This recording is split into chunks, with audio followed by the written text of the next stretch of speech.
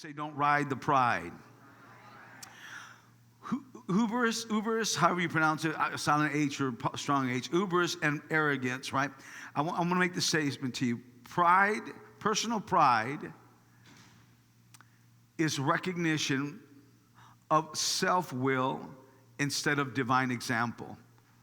It's a recognition, a personal pride is a recognition of self-will instead of divine example. Let me give you this, what I'm trying to tell you here.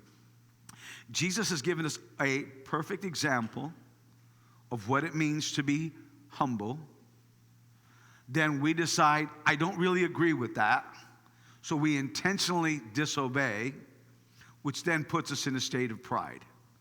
Now, I know nobody here would go, yeah, that's me. I disobey God voluntarily. But when God says to forgive your enemies, and you're like, yeah, I don't know if I want to do that. That's you intentionally disobeying God, which puts you automatically in a state of pride. How could creation look at Creator and go, my way is better? You tracking with me? That puts us in a state of arrogance, hubris, or as we know it, pride. Somebody say pride. Say it again, pride. So what most of us don't realize that this is a common blind spot for most people excelling. I'm going to give you a couple of examples so that you'll understand. In 1774, you can see a blind spot in the reign of King Louis XVI of France. He inherited the kingdom burdened by debt. Somebody say debt. Come on, stay with me, say debt. All right, I'll make sure you're awake. Okay. Debt, social inequity, and political unrest. Despite mounting calls for reform and fiscal responsibility, Louis and his advisors remained aloof and resistant to change. Here's what they said, clinging to their divine right to rule and ignoring the grievances of the French people. This hubris ultimately proved to be the downfall. The French Revolution erupted in 1789, leading to the overthrowing of the monarchy, the execution of Louis XVI, and the rise of the First French Republic. Here you see in a literal example where somebody knew that changes had to come, but rather chose their way and lost it all. Somebody say natural. Well, you would say, Pastor Eli, that's in the natural. What about the spiritual? Great question. In the story of Daniel, we see King Nebuchadnezzar, who had one of the greatest empires ever built, right? And then God has to do something unnatural to this guy. He makes him, because of his hubris and pride, act like an animal for 7 years. He lives outside in the wild. His claws or his fingernails become like claws, and so do his toes. Now, how many of you have met some people that you're like, man, that joker's like an animal?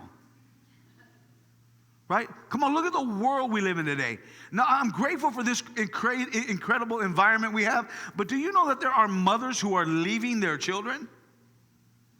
Do you know that in Seattle, man, I hope you're with me. Do you know that in Seattle there is a ranking military officer who was paying a mom to have sex with her 7-year-old daughter and 11-year-old daughter? How do you get to a place like that?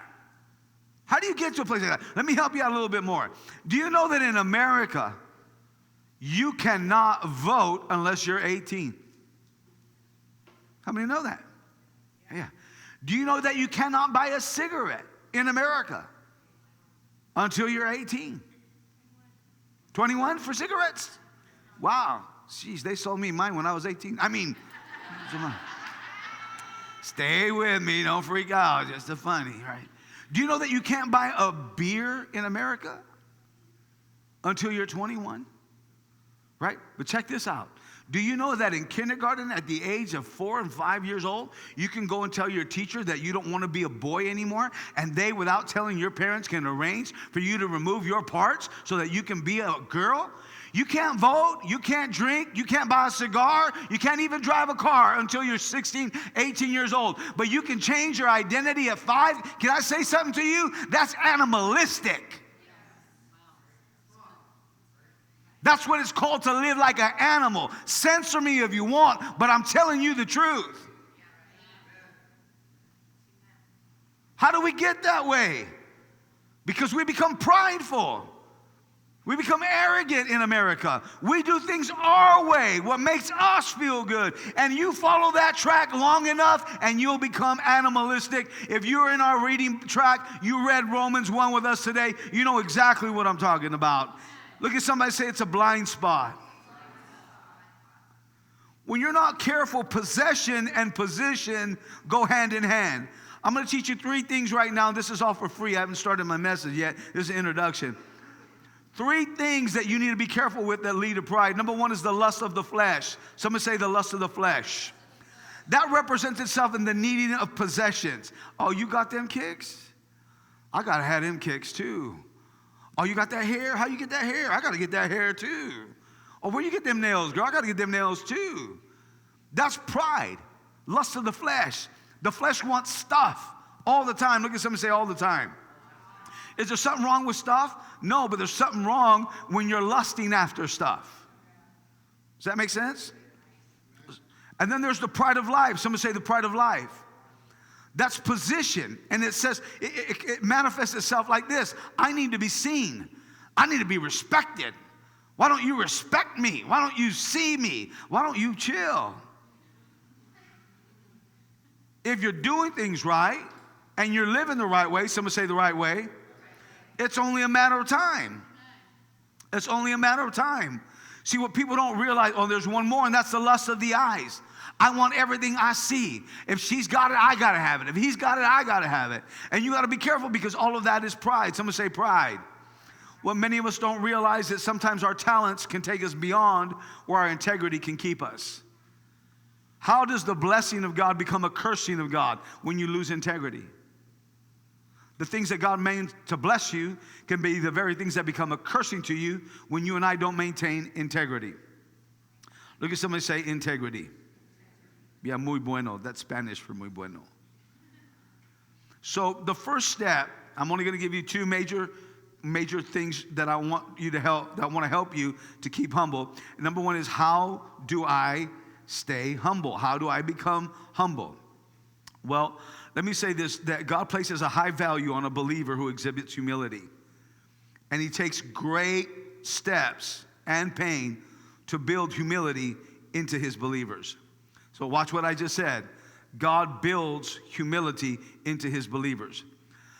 Do you know that Moses, who was born a deliverer, he was what? Born. He was born a deliverer. But he was in Egypt. Anybody know? Excuse me. Yeah, Egypt. You know how long he was in Egypt?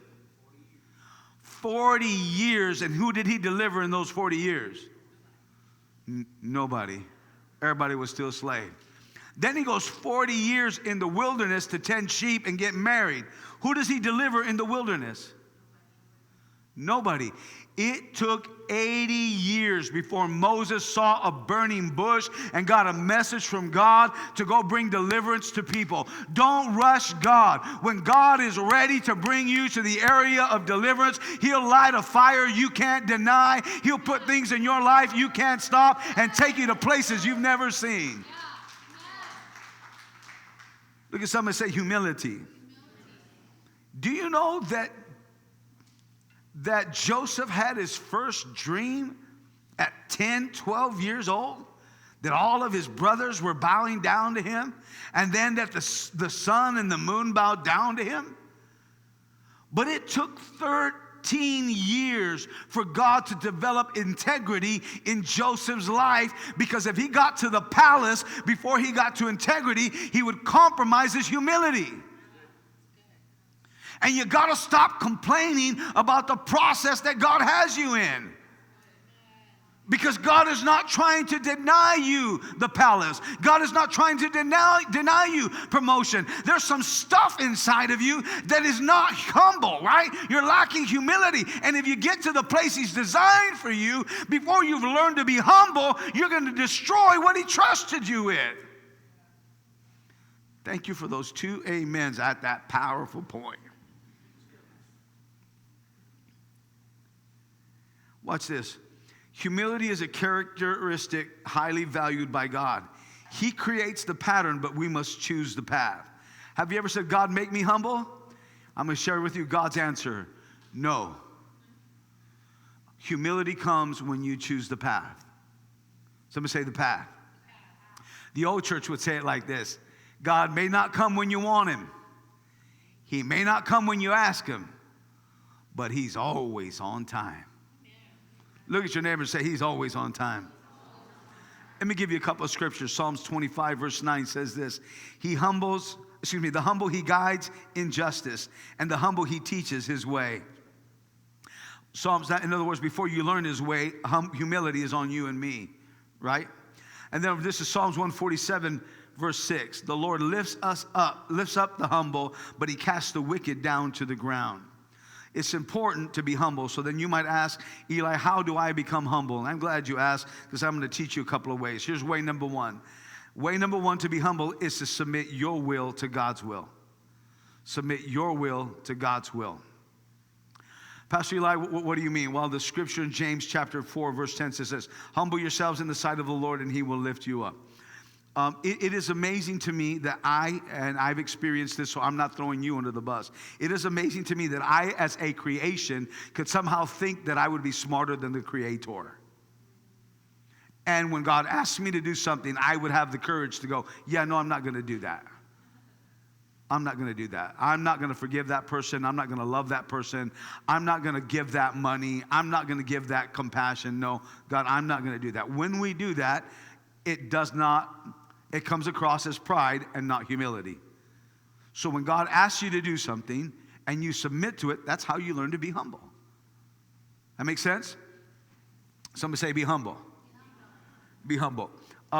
In case you don't see this in Scripture, let me remind you that Jesus stood in the Garden of Gethsemane and he was praying and he had these thoughts. Peter, don't even listen to me. John's a wimpy crier. I can't even get Philip to be faithful. And they're about to come for me and they're about to kill me, string me up on a cross and beat me, and you want me to die for these 12 jokers who won't even listen to me.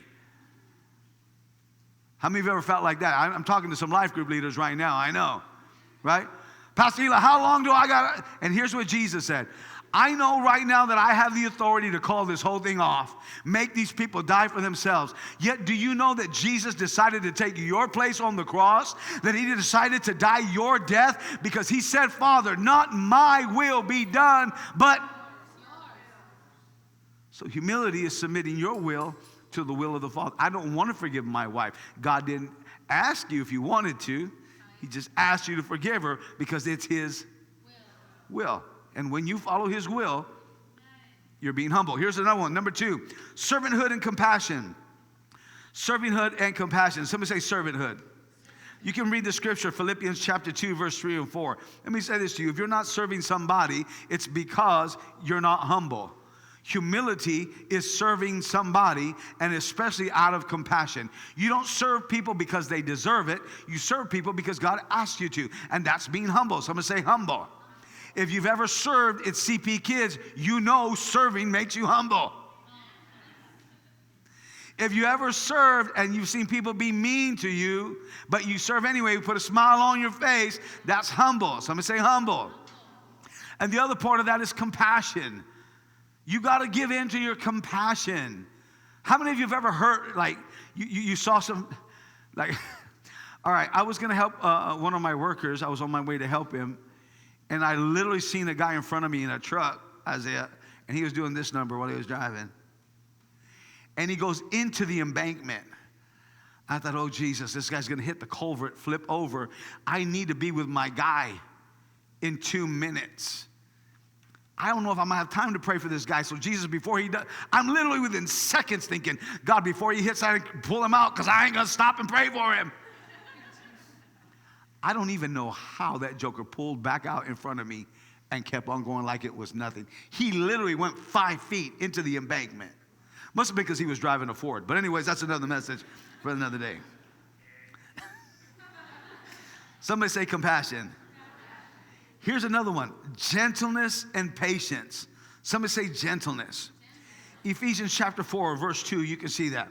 There's a lot of things that we're not, guys, and oftentimes we're not gentle.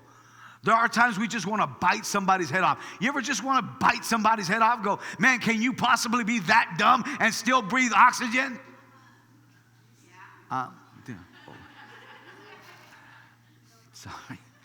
Sorry.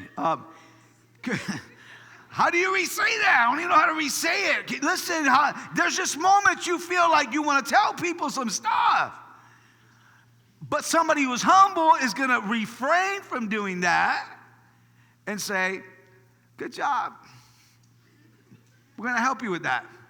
I'm going to give you, for instance, some time ago, PT and I picked up a pastor friend and his wife in Seattle, and then we stayed at a restaurant. We stayed to have lunch at a restaurant.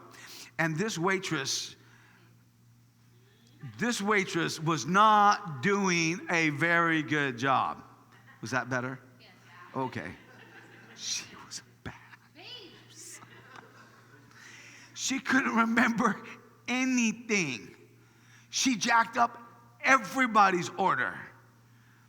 And the pastors we were with were like, you're such an amazing waitress.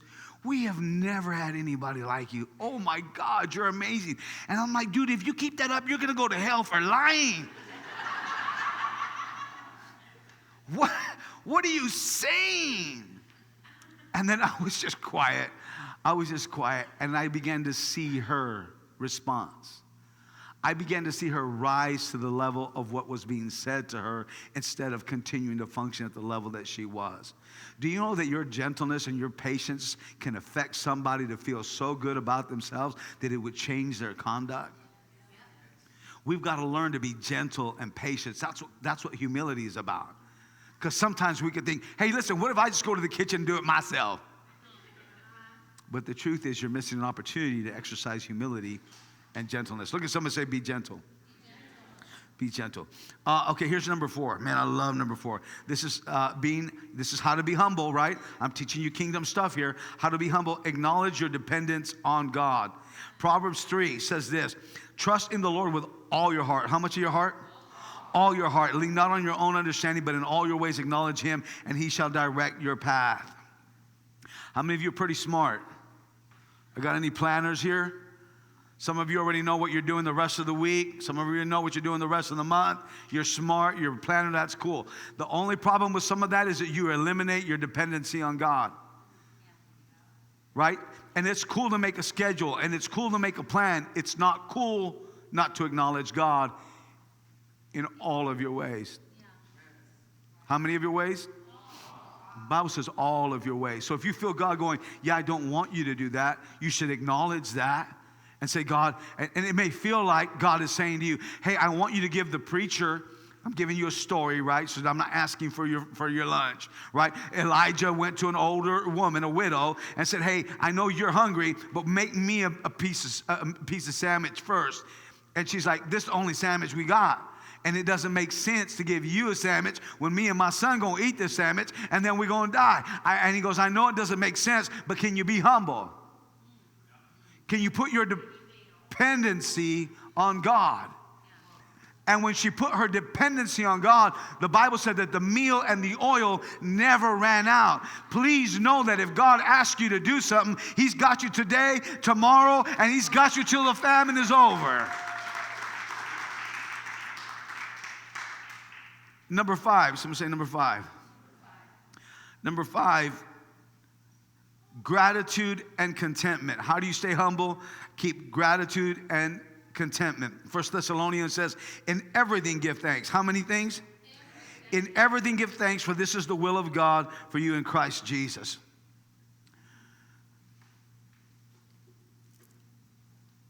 There's nothing more frustrating than loving people who are ungrateful. Now, if you're a mom, you know what I'm talking about. Right? And if you're a dad, you know what I'm talking about. If you help anybody, or if you're in community service or public service, I'm trying to think here where I was just recently, and somebody just gave me such great service. I looked at her and I said, I want you to know that's probably the best customer service I've had in a long time. And she just kind of looked at me. She goes, why would you take time to say that? I said, because so many people would take time to tell you when it wasn't, but very few people take time to tell you when it is. What would your marriage be like if you acted more grateful toward your spouse? Because some of us are really good at going, hey, that's not cool. I don't like that you did that. And sometimes you got to have that conversation. But you should have this conversation way more. Hey, I love when you did that. Hey, I love how you did that. Hey, that made me feel so special when you did that. I done lost you all already, huh? Pastor, he's not really that special. That's why you got to be humble. Pastor, she's really not that special. Okay, that's when you bring in your humility and gratitude. So I was on the phone with a contractor the other day, and we were just, some small talking, how are things going, yada, yada. I said, how's your family? He's like, yada, yada, yada. He goes, how's your family? I go, hey, man, she still lets me come home. If she's still letting you come home, you got something to be grateful for. Look for reasons to be grateful. That's how you keep humble. That makes sense? All right. Now, here's the second part of this message I want to deal with today on staying humble. If you and I don't recognize this next point, then it becomes really difficult. So the first one is humility, to keep humble. And then the second one is generosity. The opposite spirit to possessions or greed is generosity. Somebody say generosity. All right. The Bible said this, that we have to be careful with the spirit of mammon. Somebody say mammon. Mammon is what many would interpret the spirit of money, but that's not what it's called. It's money that opposes God. Mammon can be described as money that opposes God. In the Strong's Concordance, the definition is as what is trusted in. So money that you put your trust in. If you put trust in your wealth and let your money dictate your decisions, then there's a spirit of mammon. Somebody say mammon. What most people don't understand is that mammon is a demonic spirit that motivates us to greed and a consumptious lifestyle. All about consuming. Somebody say consuming. The Lord is a generous God. And in the book of Deuteronomy, it says that he gives us the ability to produce wealth in order to establish his covenant on earth. Somebody say on earth. So here's the challenge. You got money that opposes God and money that builds God. Well, what is the deciding factor? The one who possesses the money. I'm going to say it one more time. There's money that opposes God, and there's money that works for God. What is the difference? The one who possesses the money. Have you been bitten? Like, one of the attributes of the spirit of mammon is that he's notified, or he's recognized as a snake. He's a snake. So when a snake bites you, it puts its venom in you. Someone say venom. I'm going to give you how many of you freak out with bugs? Okay, well, you're going to get freaked out, okay? You're going to get freaked out. I was working in the back section of my house on Friday night. Now, this is like the trees have been falling for probably 4 years in this area. We've just never used it. It's fenced off.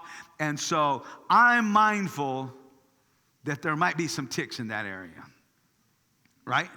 So like I'm working and I get working and I'm 53 and working all day long, moving trees and pulling weeds, man. When I'm coming to bed, I'm like, so I get in and take me a hot old shower, got me some ibuprofen, don't laugh at me, leave me alone. Got me some ibuprofen, right, and went to bed. And about 4:30 in the morning, I feel something like on my shoulder. You know what I mean? I'm thinking, whatever. And then it comes back on my shoulder, and I'm thinking, something's on my shoulder. And I went and I pinched it, and I turned on the light, and it was a tick. Yeah, right? But the good thing was I got it before it bit me, right? So I put it on the ground, I crushed it, right? Crushed it.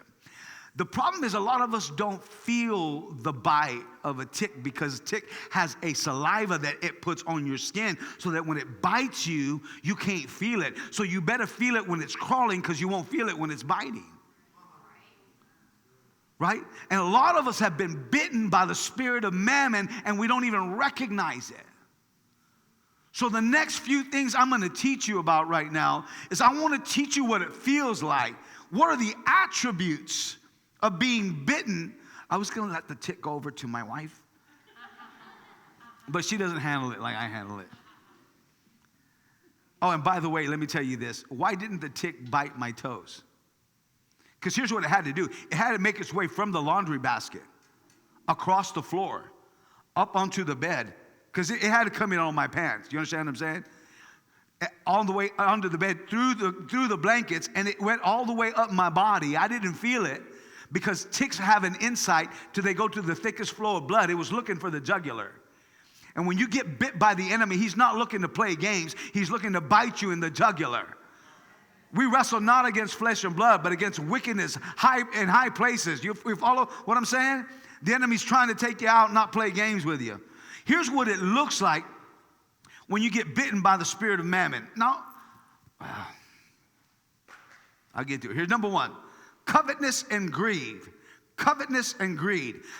Luke chapter 12, verse 15, he said to them, "Take heed and beware of covetousness, for in one's life does not consist in the abundance of things possessed." A lot of you are always looking at what everybody else has, and you got to have that too. Oh, they get this, I want that too. They want that. It's like, that's why Amazon makes so much money, because y'all see what everybody else has. Right? And Amazon makes sure that you see what somebody else has. I didn't know they had that. I got to have that too.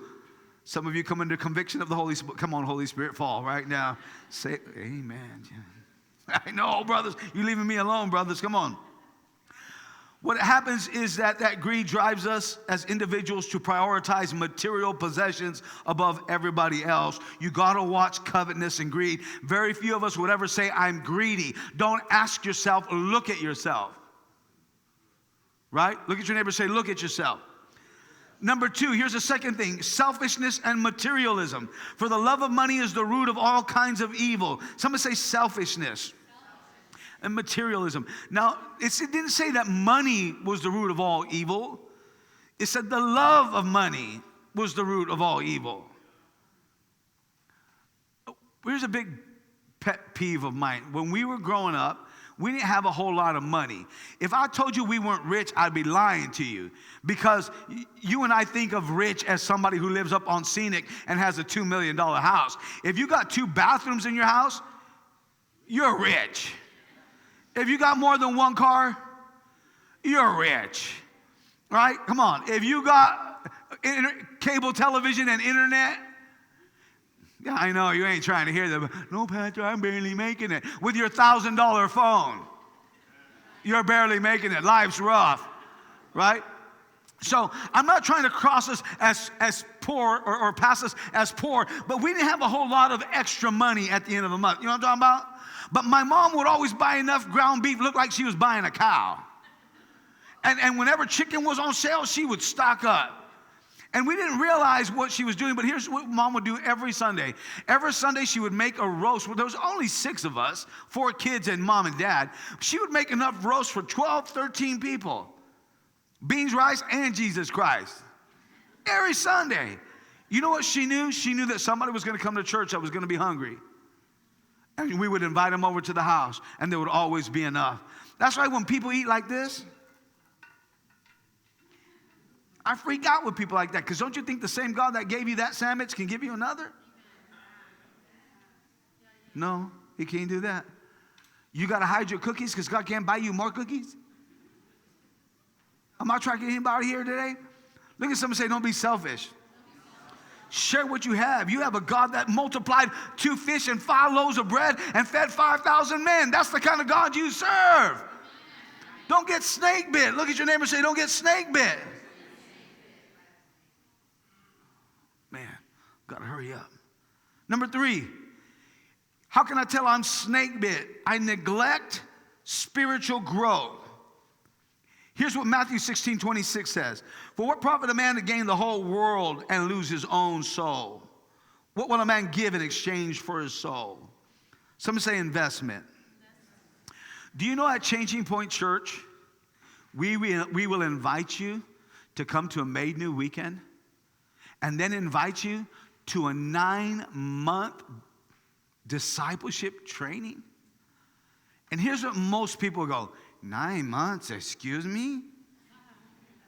I don't have time for 9 months. Well, what do you have time for? 4 years of a degree so that you can get, don't get mad at me, right? The average college attender is going to go 4 years, pay almost 50 to 60 grand, and work at Burger King for the next 4 years. Some of you are overachievers. I get that. I'm telling you, the majority of people will look at somebody that does that and will go, hey, great job. But you give 9 months to your spiritual development and you're a weirdo. You must be a cult. What kind of church would ask you to do that? A church that cares about your spiritual development.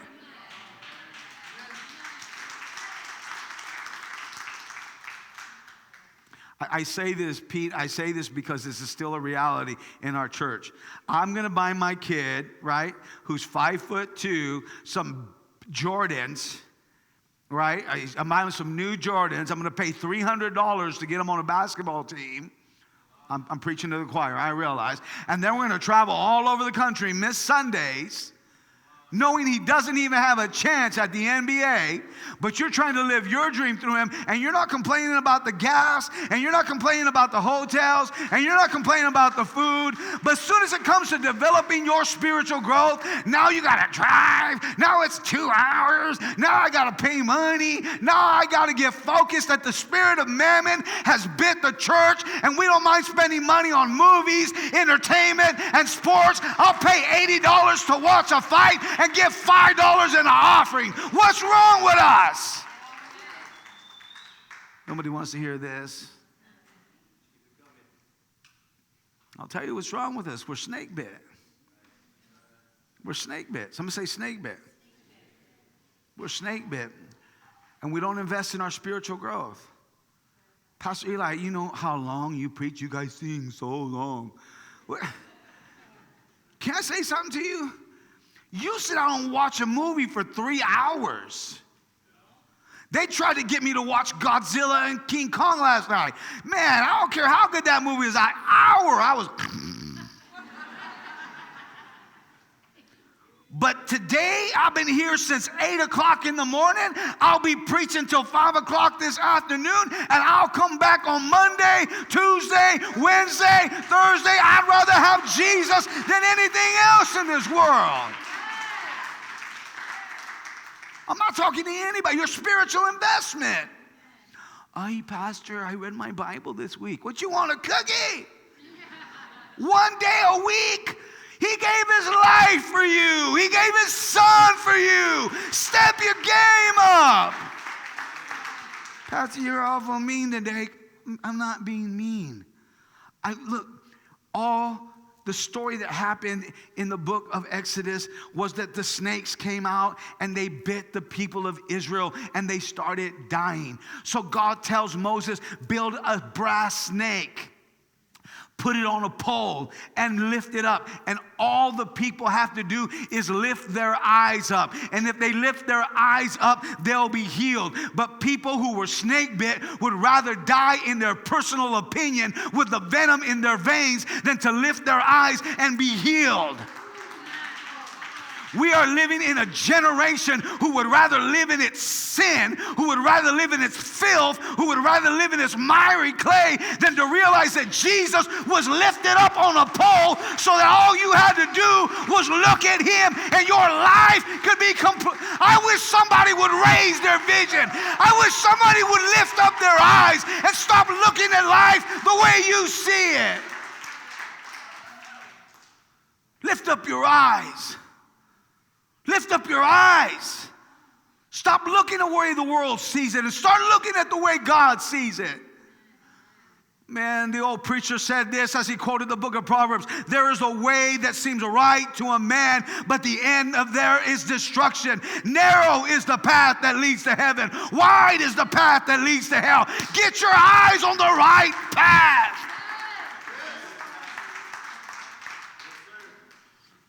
Number 4, how do I know I've been snake bit? Anxiety and worry. Anxiety and worry. Why are you always anxious?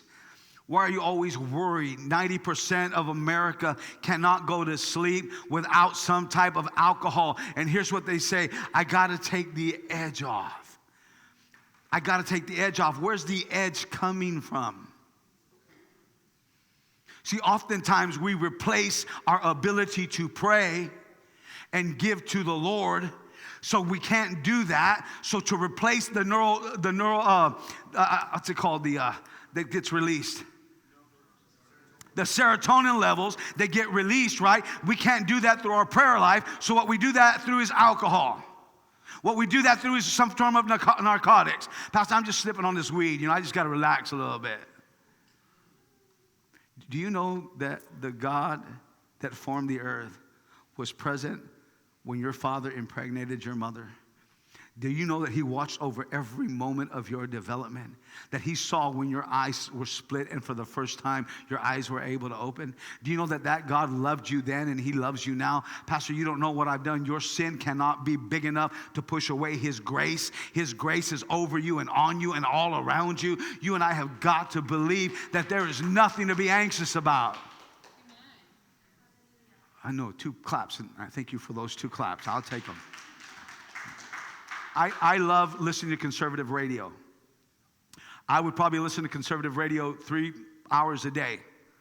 And here's all it did. It made me worried. This president does this.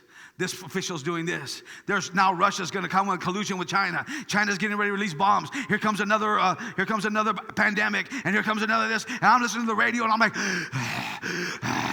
what's going on? I'm ready to fight everybody. I'm ready to kill everybody. But you know what God said? God said, I'll put my angels over you, and 1,000 will fall on one side, and 10,000 will fall on the other side, but no harm shall. My confidence is not in politicians. My confidence is in Jesus Christ. We don't put our confidence in chariots and horses, but in the name of the Lord. The same name that David used to defeat Goliath. The same name, come on, that protected Daniel in the lion's den. I will not be worried.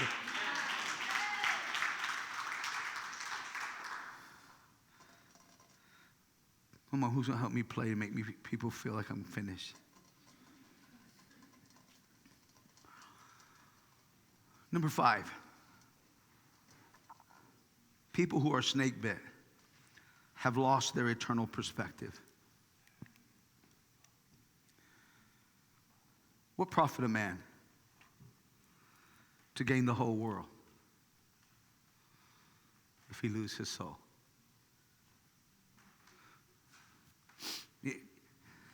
It's different here. It's different here. I was talking to one of our 12s. He, out of term endearment, calls me Pop. He said, Pop. He goes, I have opportunity to make more money. He goes, but I want my life to mean more than money. I want to be used for this next move. I just want to ask you, when it comes to making decisions, do you make them because of money? You're not a bad person. I'm not saying you're a bad person. But have you lost your eternal perspective? Does your eternity matter to you? And here's another question. Please hear me. Do people's eternity matter to you? I shared this with you the other day, and I may preach this every day until Jesus comes, because I'm not about crowds anymore, you guys. I've had the biggest crowds in this region, and I've come to this conclusion: it means nothing if people's eternities aren't changed. There's only one feeling, Robert, better than going to heaven. Only one. And that's not going by yourself.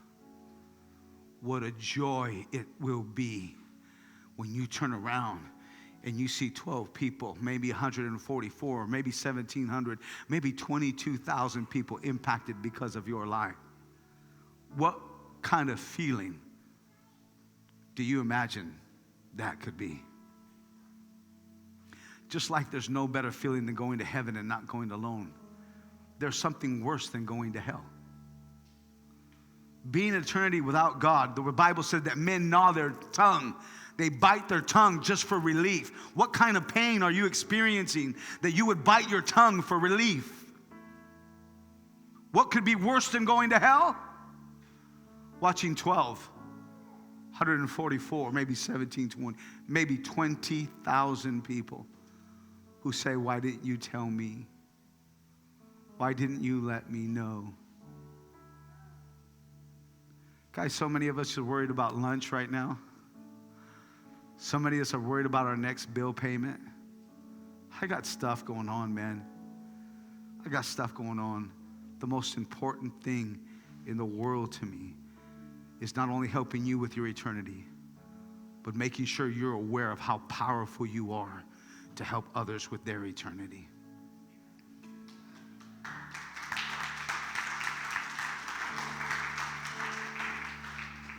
How are we going to keep the kingdom?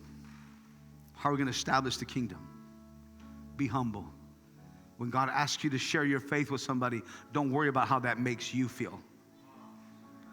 Oh, it makes me nervous. Share anyway. What if I say something wrong? Share anyway. Because it's your obedience that will show your humility. What if they laugh at me? Who are they really laughing at? They're laughing at him. You're just being obedient. Watch your perspective. Lift up your eyes. And don't let the enemy keep you in a box when God's destined you for the kingdom.